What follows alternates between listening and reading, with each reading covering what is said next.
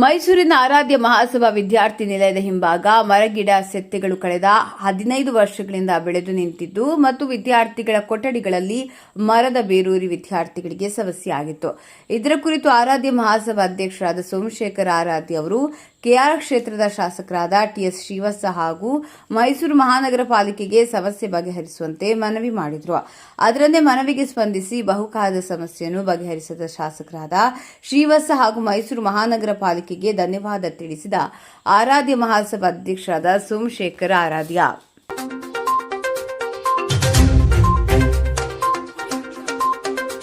ಮಹಾಸಭಾ ಅಧ್ಯಕ್ಷರು ಮಾತಾಡ್ತಾ ಇರೋದು.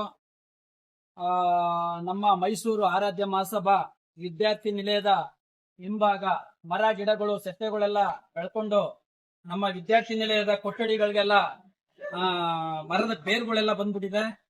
ಈ ಒಂದು ಸ್ವಚ್ಛತೆಯನ್ನ ಮಾಡಿಸ್ಕೊಡ್ಬೇಕು ಅಂತ ನಮ್ಮ ಕೃಷ್ಣರಾಜ ಕ್ಷೇತ್ರದ ಜನಪ್ರಿಯ ಶಾಸಕರಾದ ಶ್ರೀವತ್ಸ ಅವರಿಗೆ ಮನವಿ ಮಾಡಿದ್ವಿ.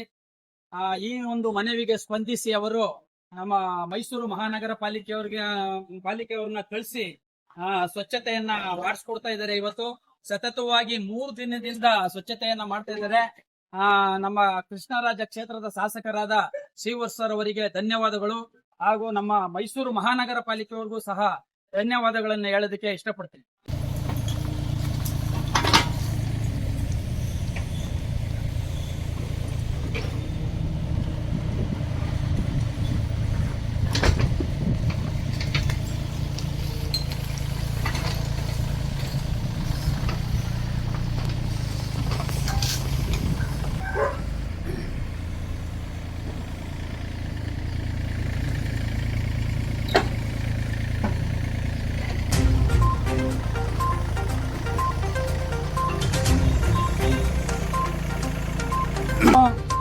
ಎಲ್ಲ ಒಳಗಡೆ ಬಂದ್ಬಿಟ್ಟಿದೆ.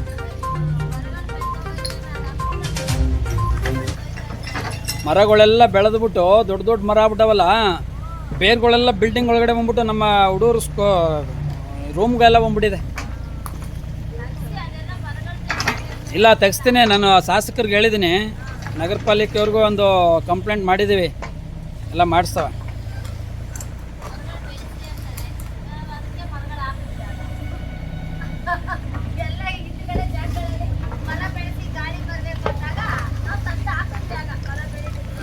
ಅಲ್ಲ ಮರಗಳಿರಲಿ ಮಧ್ಯ ಕ್ಲೀನ್ ಮಾಡಿಸ್ಕೊಳ್ಳಿ ಇನ್ನು.